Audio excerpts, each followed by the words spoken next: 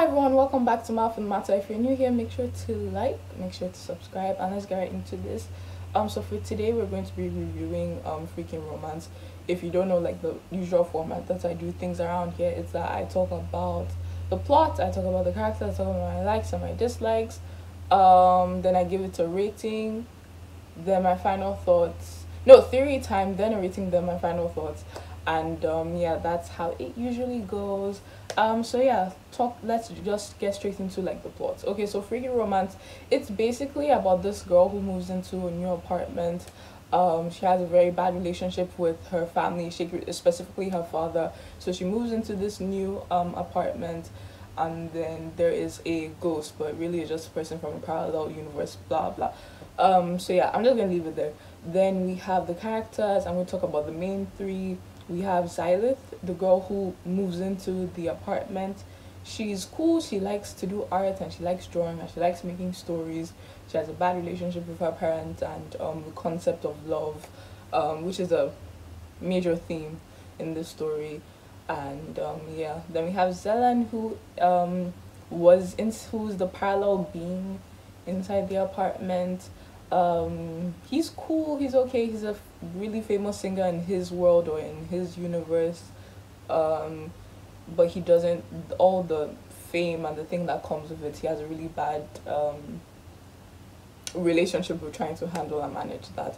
And then we have Rose, who is Xylith's best friend. I think they've been best friends since, like, I want to say like high school or something like that. She's loyal to a fault, she's really cool. Yeah, so that's the three of them. So going right into my like section, let's talk about the art.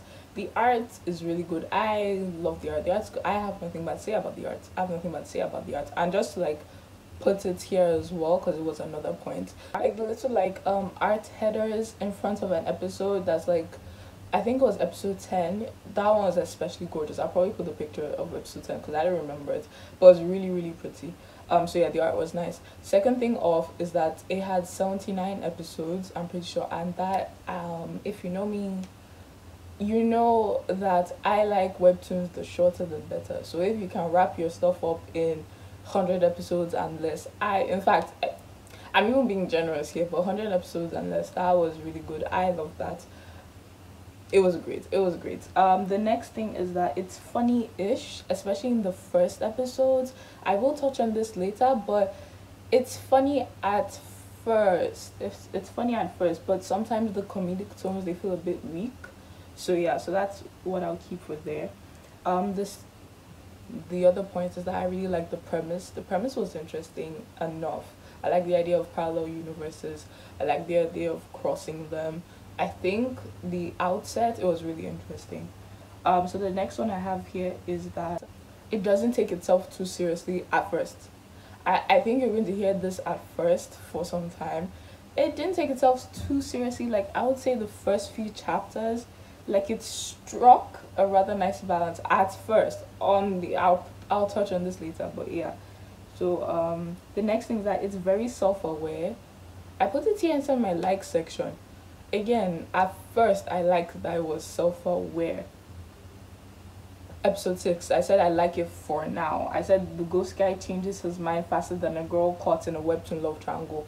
That's what I think Xylith said about Zelen.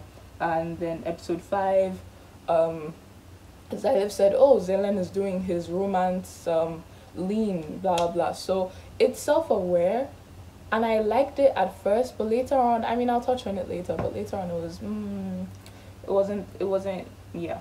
The next thing is that I wanted to punch the dad so badly, which I guess is an indication of like how well the character, like, he was just despicable as a horrible father and a horrible human being as a whole. I wanted to punch the dad, like, I wanted to punch the dad in the face. That's exactly what I wrote down in my notes. And then later on, Zelen parroted the same thing. I can't remember what episode it was. I probably put it in my like section, but I was like, whoa, I said the same thing. Like, I wanted to punch him in the face. So yeah. The next thing is that I like a good pin drop moment. So that time when Zelen was like, oh, I hope you find love or something like that. I hope you find your ways to love or something like that.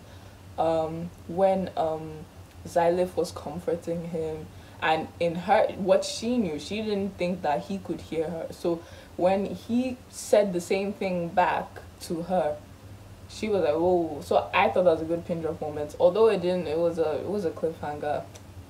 Um, this creator loves their cliffhangers. It was a fake out. This creator loves their fake out. It didn't really do anything because he pretended blah blah that he was talking to the cat. So yeah. The next thing is that her taking away her cat. I'm talking about Xylif now. Her taking away her cat, her having an exit plan, something in her pocket. It was a good plan, and I liked it. It seemed very practical, and the most she could do given the situation. And I remember that because I'm going to complain about it later. But like, yeah, I liked how she had an extra plan when she was dealing with Zealand, because she's like, whoa, I don't know what's going on. So she wasn't immediately trusting, which I liked. I enjoyed that for my protagonist. It was interesting to see. The next thing is that I like the two perspectives. I like seeing how Xylith perceived him and made conclusions about him, and so readers made certain conclusions about him as well. So I liked that, and I liked also seeing it from his perspective, like, oh no, he's not like that. Like, he only showed what he wanted to show. I like the two perspective in that aspect. It was okay. It was good. The next thing is that I like how he comes across as smart. He intentionally acted dumb so that he could make Xylith feel at ease. Dumb, flighty, or like clumsy, just to throw her off, not in a malicious way, but in a way to make her stay. You know what I mean? So that he wouldn't come across as like threatening. So yeah, it was a good plan. It was a good plan, which brings me to my other point, which is like, I kind of like seeing Zealand's POV. Like, I like seeing his point of view more than I liked seeing Xylith's point of view. I just think he's interesting, and I like seeing him like be the celebrity like figure in his own world, and I like seeing him like struggle with all that celebrity culture that comes with it. I kind of still don't trust him. This is season 1 TT speaking, and I'm going to touch on this later. So yeah. But the next thing is that while I like Zealand's point of view, the names are very similar. But anyway, while I like Zealand's point of view, I still really like Xylith. I like how smart she is. I like how she thinks about things. I like how she takes notes of things, takes notes of like red flags to her. Although I don't know how useful that became later on. I'll touch on this later. But yeah, I really like that about her. I like that about Xylith. 32. The next thing here is that episode 32, where she's thinking about giving up her cat to be free of her dad's grip, and Zealand was crying. I love that scene so much. I love that scene so much. I loved it so much I had to put the number of the chapter. The number of the chapter. That was good. I really like that scene. Probably, well, wasn't my favorite scene? Maybe. Maybe it was my favorite scene. I liked it a lot. The next thing is that there's just a lot of romantic tension between the three of them. And the three of them, I mean separately. So it's Xylith and Zealand, and then Xylith and Veros. So it makes me indecisive. I'll be honest, like, oh, I don't know who she's gonna choose. I don't know what's gonna go on here. The trusting law friend since forever, the mysterious cinnamon roll, blah blah. So yeah, that was my thoughts. And remember, I write these notes as I'm reading the thing. So when I write a point, it's because of the way I'm feeling, corresponding to what's going on. So yeah, even though when I say this, my opinions may have been altered later, like, they're still fine now, they still hold water now, but like, yeah. Next thing is that I like how she went around trying to buy a friendship, and I'm talking about Xylith now. It kind of mirrored what we saw with her dad just buying her new things whenever they were having like personal problems. So I enjoyed that. I think it was a good kind of like, oh, she's just taking in what she was sort of like taught or brought up with, you know. So yeah. The next one is that I can't remember what the point was here, but I put in like, oh, tying in stuff from along the story just to trick us later. And then I was like, I see you, author, I see you. So I wasn't sure what it was. I can't, because I didn't even put the example here. But obviously it was something that I was maybe impressed by. That was like the author put in something, they tied in something, and then they tricked us later with it. So yeah, that was my like section. Next thing, that the self-merchandising and promotion is strong with this one, and I mean the creator, again with the creator. So yeah. next one is that it doesn't feel like a lot happened, but a lot happened. Maybe it's because a lot of the conflict of plot happened in like the apartment, at least for the first season. Like I think maybe 90% of what happened in the 90% of what happened inside that apartment. So yeah, I like, it's kind of remarkable how much the creator was able to cram in plot wise with like little leeway of like where to go and whatever. Although they had leeway, but like I liked, yeah, cause just because the plot is the epicenter of like where the parallels are. So yeah, I think that was interesting. The next thing is that it's very nitpicky. I just love Veros's like outfits in episode 54, like down to the gloves. I just like the outfits. I don't know, I'm kind of drawing off blanks now what they were. I'm pretty sure it was like maybe a flannel or something. I can't remember. I just like the outfits, and I like that she was wearing gloves. I think they're like pinky striped gloves, but they were nice. The next thing is that, oh, okay, well, I'm gonna touch about this later. I like the way the POV switch. It's pretty cool and rather seamlessly around episode 3. So yeah, I like that. Around season 3, I mean, I like how they switched. I like that, like in episode 59, like Xylos explaining how the kiss feels, and then later it's Zaylan's thoughts, despairing that, oh, this is gonna be the last time that we're gonna be together, blah blah. So I like how they switched. I will talk about that later, but like, yeah. The next thing is that, oh, so episode 62 was the next thing that I liked. It was when Xylith was making a decision that was way more like, it was like more high stakes and it had way more impact, and it was really nice. I like, maybe this was my favorite scene. Maybe this was my favorite scene because I really liked it, and I think it was way more, it had way more attention than any of than them being stuck inside that parallel worlds. It definitely did. I'll touch on that parallel worlds business when they went into that other area. I'll touch on that later, but like I like that scene, episode 52, when she was making that decision, and it was peppered by the fact that her and Veros were also like arguing during the whole thing. Like they had, and there was a ticking time frame. That whole thing I loved. It was really good. The next thing is that I like that Xylith made a choice, like an actual difficult choice. Like so often in like love triangles and stuff like that, one love interest turns out to be like just horrible, and then the choice is already made for us. The choice is already made for the main person, and the choice is made for the readers. Like we already know, like well, this person's horrible. Well, she obviously has to go to the next person. You know what I mean? So like the choice is already made by the author. So by doing this, it kind of ensured that, well, she made a difficult decision, and it was very interesting between two rather compelling love interests. I would have thought she would have gone for Rose personally, in my opinion. I think she's a better person among all of them. Honestly, out of the three, she's a better person. So I don't even understand where the decision was. Well, but it's just, that's just me. That's just me. That's just me. So yeah.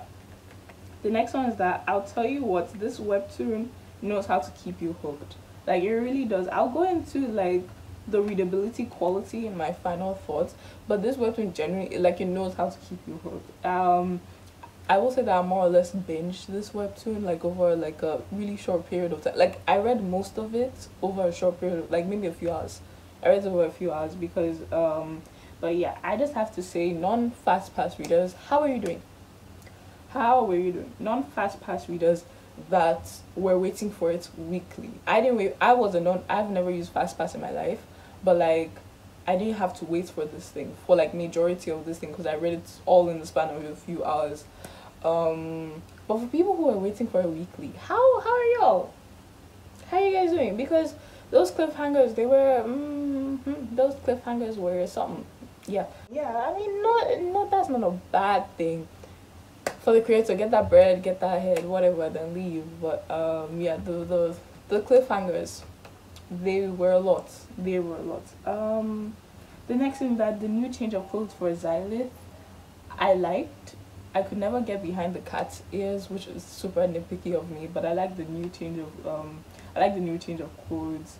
And I think this was episode 72. I said I liked episode 72 here anyway.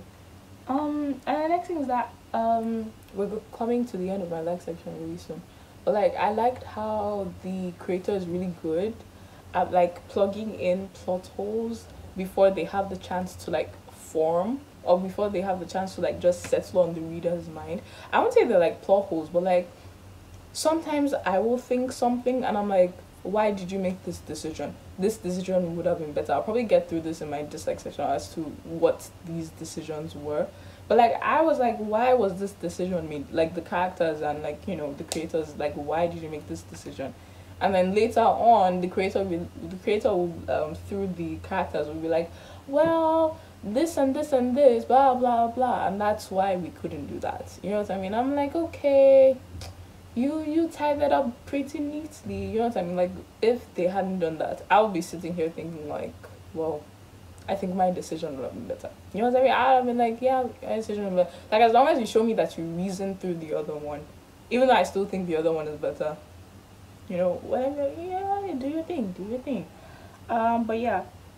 Next thing is that the ending was nice. I think, you know what I mean, like I like the ending. I don't think we needed to see Zealand's little brother do his thing. I don't think we needed to see the cycle continue for him. I wasn't really interested to begin with.